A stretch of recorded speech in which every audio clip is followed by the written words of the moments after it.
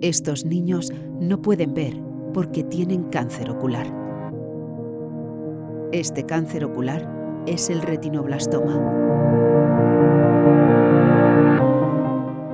El retinoblastoma afecta a 1 de cada 15.000 niños, 50 nuevos casos cada año en España.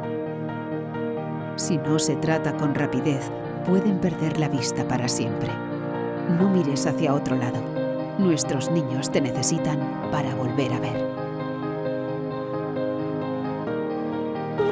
Tu ayuda les puede devolver la vista.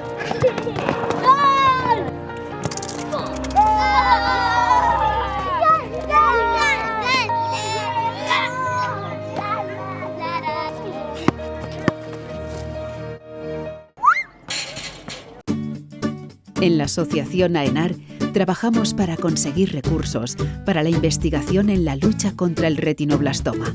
Damos apoyo a las familias afectadas y trabajamos en la prevención para detener esta enfermedad antes de que sea demasiado tarde. Tu aportación será mágica. Les ayudará a volver a ver. Compra tu lanyard por solo 3 euros. Tu ayuda puede salvar la vista de un niño. AENAR. Miradas mágicas.